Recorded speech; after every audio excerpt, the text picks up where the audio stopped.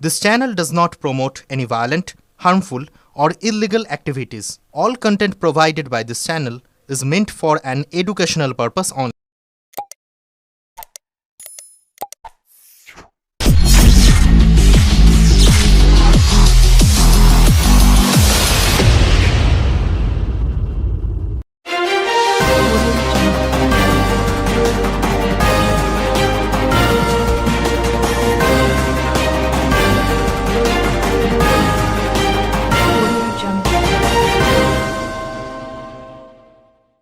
ছেলেকে বুট কিনে দিতে পারেনি বাবা।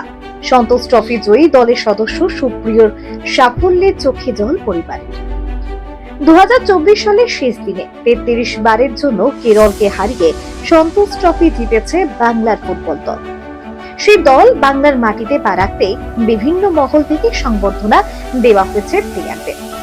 বাংলার দলকে যারা জিতিয়েছেন তাদের মধ্যে অন্যতম হলো হুগলির নালিকুল এর বন্দিপুর গ্রামের বছর 28-এর যুবক সুপ্রিয় পণ্ডিত। গ্রামের সবাই তাকে বাবাই নামেই চেনে। এখন হুগলির গৌরব বাংলার এই তরুণ ফুটবলার। তবে সুপ্রিয়র এই চলার পথ মোটেই মসৃণ ছিল না, বরং উঁচু নিচু। বন্ধুর পথ পেরিয়ে লক্ষ্যে অবিচল থেকেছে বাবাই। রেনবো ভবানীপুর পিয়ারলেস দলে 3 বছর ধরে খেলেছে। বর্তমানে ডায়মন্ড হারবার ফুটবল দলের সঙ্গে যুক্ত রয়েছে সুপ্রিয়। ছোটবেলায় ইস্ট বেঙ্গল এবং মোহনবাগান দলের খেলা দেখতে ভালোবাসত। 6ষ্ঠ শ্রেণীতে পড়ার সময় তার ফুটবলের প্রতি প্রেম জন্মায়। যখনই সময় পেত তখনই মাঠে গিয়ে ফুটবল নিয়ে প্র্যাকটিস করত এই তরুণ ফুটবলার। তবে তার এই খেলা মোটেও ভালোভাবে নিত না তার পরিবার। দ্বাদশ শ্রেণী পর্যন্ত পড়াশোনা করে ইতি টানতে হয়েছিল তাকে। তার বাবা কাশীনাথ এবং মা কৃষ্ণা পণ্ডিত ছেলেকে ফুটবল খেলতে দেখলে বকাবকি করত, কারণ তার বাবা ছিল একজন ভাগ চাষী। অন্যের জমিতে চাষ করে যা উপার্জন হতো তা দিয়েই চলতো তাদের সংসার। ছেলে ফুটবল খেলে বড় নাম করবে, সেটা ছিল তাদের কাছে স্বপ্নের অতীত। অর্থের অভাবে ছেলের জন্য সামান্য বুট কিনে দিতে পারেননি তার বাবা। যদিও ছোট থেকে সুপ্রিয় ছিল জেদি, বাবা মায়ের বকাবকি সত্ত্বেও চালিয়ে গিয়েছে খেলা। বিভিন্ন জায়গায় খেলে তার ঝুলিতে রয়েছে একাধিক পুরস্কার। প্রথম তার মা ছেলের খেলাধুলা মেনে নিতে না পারলেও পরবর্তীতে ছেলেকে উৎসাহিত দিত। ছেলে খেলতে গিয়ে কোথাও চোট আঘাত লাগতো তার মনে, আর তা দেখেই মন ভারাক্রান্ত হয়ে উঠতো ছেলে। এখন ছেলের খেলা দেখতে মিস করে না বাবা ও মা। ছেলের খেলা আছে জানলে কাজকর্ম সেরে বসে পড়ে টিভির সামনে। আজ তাদের সেই ছেলে লক্ষ্যে অবিচল থেকে এগিয়ে গেছে একের পর এক সুনামের শিখরে। কোচ সুবিমল সিনহার হাত ধরে প্রথমে মানকুণ্ডু, বর্তমানে বৈদ্যবাটী কৃষ্টি চক্রের মাঠে প্র্যাকটিস করে বাবাই। সুপ্রিয় জানায়, ছোট থেকেই কষ্ট করে বাবা আমাকে মানুষ করেছে। যখন যা চেয়েছি তাই পেয়েছি। এবার সন্তোষ ট্রফি খুব কঠিন টিম ছিল আমাদের গ্রুপে। সেখানে কাশ্মীর, রাজস্থান, তেলেঙ্গানার মতো কঠিন দল অংশগ্রহণ করেছিল খেলায়। সেমিফাইনালেও লড়াই ছিল কঠিন। প্রতিপক্ষ যতই শক্ত হোক না কেন, আমরাও ছাড়ার পাত্র ছিলাম না। 100% দিয়ে লড়াই চালিয়ে গেছি। তবে আমাদের দলের ক্যাপ্টেন সবসময় সাহস জুগিয়ে গেছেন।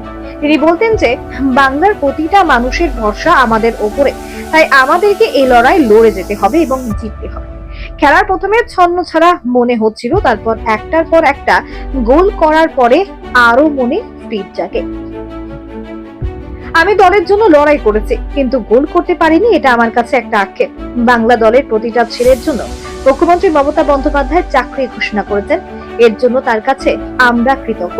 তবে দুচোখে স্বপ্ন রয়েছে ইন্ডিয়ার টিমে খেলার। ছেলের সাফল্যে চোখে জল মায়ের। অশ্রু ভেজা চোখে কৃষ্ণ পণ্ডিত জানান, অনেক কষ্ট করে ছেলেকে মানুষ করেছি, মেরেছি, বকেছি, তবু খেলা ছাড়েনি। বাবার ইচ্ছা ছিল না খেলাধুলা করে কিছু হবে না, তবু আমি ঈশ্বরের প্রতি ভরসা রেখেছি। জানি একদিন না একদিন ছেলে ঠিক মাথা উঁচু করে দাঁড়াবে। এখন ছেলে অনেক ভালো জায়গায় গেছে, আর সেটা দেখেই আমার খুব আনন্দ হচ্ছে। এখন চাই ছেলে অনেক বড় হোক। সুপ্রিয় বাবা কাশীনাথ পণ্ডিত ছেলের সাফল্যে তিনিও চোখে জল ধরে রাখতে পারলেন না। তিনি বলেন, আমাদের পরিবারের আর্থিক অবস্থা খুব খারাপ ছিল, সংসার চালাতে পারতাম না। ছেলের জন্য একটা বুট কেনার পয়সা ছিল না, বই কেনার পয়সাও ছিল না। অন্যের জমি চাষ করতাম, অনেক বকাবকিও করেছি। আজ ছেলের অনেক বড় হয়েছে, এখন বুঝতে পারছি তখন কেন বকতাম।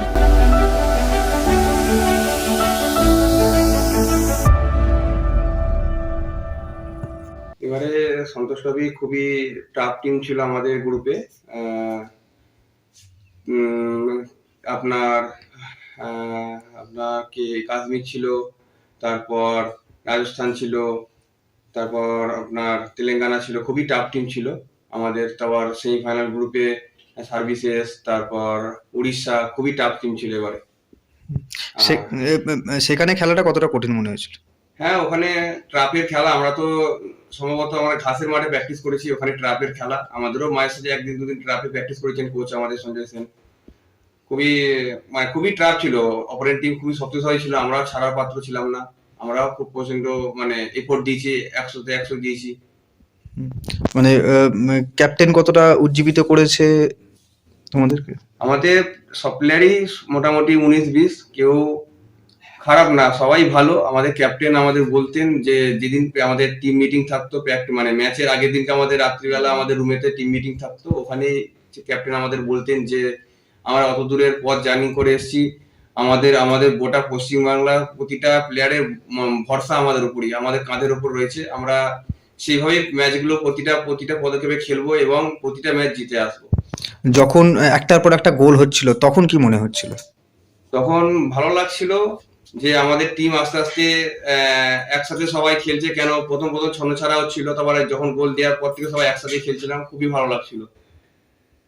আর তুমি কোন জায়গায় খেলছিলে? আমি উইং হাফে খেলছিলাম। সেখান থেকে কি সেখান থেকে আমি অ্যাসিস্ট করবার যতটা পারি চেষ্টা করেছি, টিমের জন্য খেলেছি, ডিফেন্সিভ করেছি, অ্যাটাকিংও করেছি, যতটা পারবে চেষ্টা করেছি, কিন্তু সেরকম খুব একটা গোল আসেনি আমার অ্যাসিস্ট থেকে আর কি। আচ্ছা, মানে আগামী দিনে কি এটা হয়ে যাবে এই গোলটা? আগামী দিনে চেষ্টা করব গোল করাবার। আর এই যে লড়াইটা কতটা কঠিন ছিল, তোমার পথটা কতটা কঠিন ছিল চলার? আমার পথ ধরতে গেলে আমার পথ অনেকটাই কঠিন ছিল। ছোটবেলা থেকে আমার বাবা মা অনেক কষ্ট করে মানুষ করেছেন। কখনো কিছু যখন যা চেয়েছি তখনই তাই পেয়েছি। যতটা পারে বাবা মা চেষ্টা করেছেন। তারপর আমার স্যার আছে সুমিবল সিনহা, তার হাত দিয়ে আমি বড় হয়েছি। তিনি আমাকে ফুটবল শিখিয়েছেন, তিনি আমার গুরুজন ধরতে গেলে একজনই। তারপর তো তোমাদের তো মুখ্যমন্ত্রী তো চাকরিও দিলে। হ্যাঁ, প্রতিটা ছেলেকে মাননীয় মুখ্যমন্ত্রী মমতা বন্দ্যোপাধ্যায় চাকরি ঘোষণা করেছেন। খুবই ভালো লাগছে, কারণ প্রতিটা প্লেয়ারই 22টা প্লেয়ারই যে আছে, প্রতিটা মধ্যবিত্ত ঘরের ছেলে আর কি। প্রতিজনের বাবা দিন আনে দিন খায়, বাবা মারা। আর আমি অসংখ্য ধন্যবাদ জানাবো মাননীয় মুখ্যমন্ত্রী মমতা বন্দ্যোপাধ্যায়কে। খুবই ভালো লাগছে। আর এখন যে আমরা কাজ করতাম না, যে কবে কি হবে, বাবা একটু বকাবকি করতো, এটা শুনে খুবই ভালো লাগছে যে আর বকাবকি করবে না বাবা। না, খেলার জন্য তো বাবা মা দুজনে বকাবকি করেছে নাকি? হ্যাঁ, আগে ওই মা একটু কান্নাকাটি করতো, চোট আঘাত লাগতো ওতে, যে খেলাধুলায় চোট আঘাত লাগবেই, কান্নাকাটি করো না। মা কাঁদতো, আমার একটু মন ভেঙে যেত, কি হবে না হবে, আমিও নিজে রাত্রিবেলা ভাবতাম। আর বাবাও তো মাকে বলতো, বাবার সাথে আমার সেরকম ভাবে কথাবার্তা হয় না, বাবাকে প্রচন্ড ভয় লাগে। মানে পরবর্তীতে পরিবারের পক্ষ থেকে পুরো সাপোর্টটাই পেয়েছে? হ্যাঁ, পরিবার খুবই সাপোর্ট করেছে। কাকিমা আছে, বোন, ভাই, কাকা, জেঠু, জেঠিমা, সবাই, বোন, মা, বাবা সবাই সাপোর্ট করেছেন। আজকে এই জায়গায় এসছো, সেটা নিয়ে কি বলবে? খুবই ভালো লাগছে। প্রথমত মাকে বাবাকে অসংখ্য ধন্যবাদ জানাবো যে আমাকে সাপোর্ট করার জন্য। তারপর দ্বিতীয় ধন্যবাদ জানাবো আমাদের কোচ সুবিমল সিনহা, ওনার হাত দিয়ে আমি বড় হয়েছি। খুবই ভালো লাগছে। আর এই যে খেলা, আগামীতে কি হতে চাও? মাঠেরও তো তোমার তো সেরকম ভাবে তো মাঠ। এরপর আমি ডায়মন্ড হারবার ক্লাবের সাথে চুক্তিবদ্ধ রয়েছি। এরপর আই লিগ খেলবো। এর আগে আমরা 3rd division I league champion হয়েছি ডায়মন্ড হারবার এফসি থেকে। আমরা চ্যাম্পিয়ন হওয়ার পর আবার চুক্তিবদ্ধ আমার বাড়িয়েছেন ডায়মন্ড হারবার এফসি। এবছর 2nd ডিভিশন আই লিগ খেলবো। আশা করি এবছর ভালো খেলে টিমটাকে আই লিগ 5 ডিভিশনে তোলার চেষ্টা করবো। আর ভবিষ্যতে কি চিন্তা ভাবনা রয়েছে? ভবিষ্যতে চিন্তা আছে, যদি সুযোগ পাই ইন্ডিয়া টিমে খেলার, খুব স্বপ্ন আছে আমার। কি নাম তোমার? আমার নাম সুপ্রিয় পণ্ডিত। আর কোন দলে খেলতে? এখন ডায়মন্ড হারবার এফসিতে আছে। আর আগে মানে কি থেকে উঠলে কি থেকে? আমি ভবানীপুর খেলেছি, রেনবো খেলেছি, রেনবো 3 বছর, ভবানীপুর 3 বছর, ভবানীপুরে সেকেন্ড ডিভিশন আই লিগ খেলেছি, তারপর পিয়ারলেস খেলেছি, তারপর ডায়মন্ড এফসিতে গেছি। হ্যাঁ, তখন আর্থিক অবস্থা খুব খারাপ ছিল, পেরে উঠতে পারতো না। একটা বুট কেনার পয়সা ছিল না, কি বলবো। এইভাবে কোনো রকমের সংসারটা চালিয়ে ওকে করেছি, কষ্ট করে মানুষ করেছি। কি করব, তখন বই কেনার পয়সা থাকতো না, অপর লোকের জমি নিয়ে চাষ করতাম। তারপরে খুব বকাবকি করতাম। ছোট থেকে খুব কষ্ট করে মানুষ করেছেন নাকি? হ্যাঁ হ্যাঁ, খুব ছোট থেকে কষ্ট করে মানুষ করেছি। তারপরে খুব বকাবকি করতাম কেন বকতেন কেন? যে খেলাধুলায় কোনো চাকরি নেই, কি করবে, বেকার সময়টা নষ্ট হয়ে যাচ্ছে, তোমার বয়স হয়ে যাচ্ছে, একটা কাজ ফাজ করো। ও বলল, ওর মা বলল ঠিক আছে করুক না, অসুবিধে কি আছে। মানে মা সাপোর্ট করলে পরেও আপনি করেননি সাপোর্ট? না, আমি খুব একটা করতাম না, কারণ আমি দেখছি চাকরি ভাগি যখন কিছু নেই, বেকার আমি সময়টা নষ্ট করবো কেন বলো। ওই জন্যই বলেছিলাম যে একটা চাকরি ভাগি এতে ঢুকে পড়ো, কোনো কারখানায় ফারখানায় ঢুকে পড়ো। আর ছেলে তো এত বড় হয়েছে, কি বলবেন? ছেলে বড় হয়েছে, এবার অতখানি উঁচু পোস্টে উঠেছে, আমার খুব ভালো লাগছে। হ্যাঁ, সেদিনকার সেই বকাটা? সেই বকাটা এখন আমি বুঝতে পারছি যে কেন ভুগতাম, সেই জন্য সে আরো উঁচুতে উঠেছে।